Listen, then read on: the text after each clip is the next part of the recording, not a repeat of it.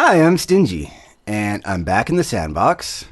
And today I've got this minecart item delivery system set up, and I'm just getting ready to do a video on that.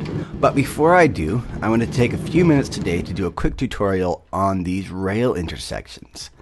The reason being that when I was setting this up, it took me a ridiculous amount of time to figure these out, and I looked all over YouTube and couldn't find anybody to show me how to do it.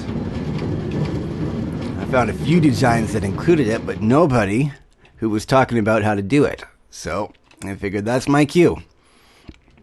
The scenario I have here is I have a main line that runs straight out, and I want the cart to come right through the center, and then on the way back it's going to stop at each of these branches, and we should be able to see that in action here in just a moment. It's going to stop in there and then continue on its way without any help from me. And that's what I'm going to teach you today. Let's get going. Okay, so the first thing we got to know when working with these rail intersections is that the way you lay them doesn't matter. Here's what I mean by that. When you're setting them up, you could lay them this way, or you could lay them this way, or you could lay them this way so that they run straight through. However, as soon as you add power to this intersection, it's going to go to what I call the powered state. When you turn that power off, it's going to go to what I call the natural state.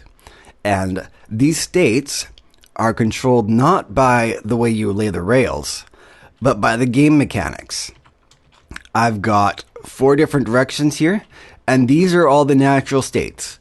As soon as we add power and turn it off, they go this way. So rather than trying to fight with this, we're just going to have to use it to our advantage. Now, of course, a lever isn't much good unless I'm standing here to turn it on and off. So we're going to get rid of that, and I'm going to replace it with a torch. I'm going to set it on the back wall there. Now, in this scenario, I'm going to redo one of these guys here. So I want the cart to start on this end. It's going to come straight through.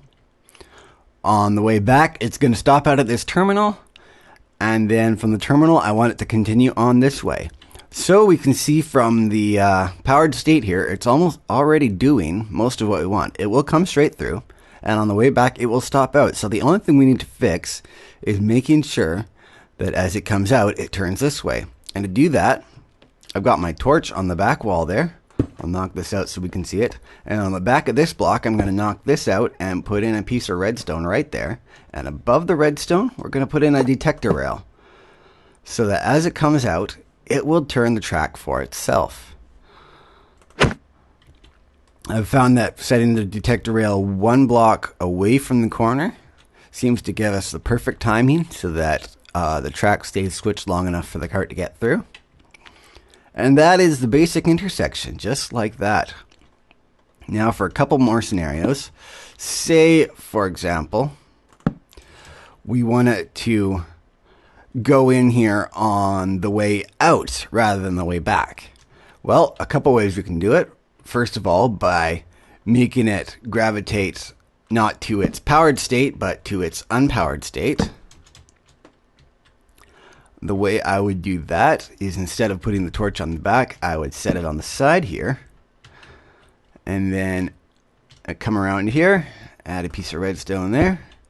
And then I'm going to set another torch on the side of the detector rail with a piece of redstone underneath it. Now that is going to hold this torch off all the time until the minecart comes through.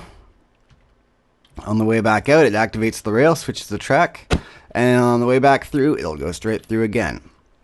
One more way we could do this that's a bit more complicated. If I knock all this out, set the torch in the center here. Now I want it to switch on the way in, so I'll set a rail out here. And now I need 2 pieces of redstone, and we're going to set it into the side of this block. That makes it switch on the way in. It's going to come out of the terminal, no problem. And then on the way back, I need to switch this again. So I'm going to do the same thing on this side. Now, the obvious disadvantage of this is that you need 2 detector rails instead of 1, but that is one way to do it. And that's really all there is to it. It's simply a matter of observing the states and using logic to figure out which way you need it to switch. That's about it. As always, if you like this design, I do appreciate your like. And if you use this design somewhere, send me a video or a quick screenshot. I'd love to hear about it. That's about it for today. Stay tuned for another video on the rest of this minecart system. And I will see you later. Okay, bye now.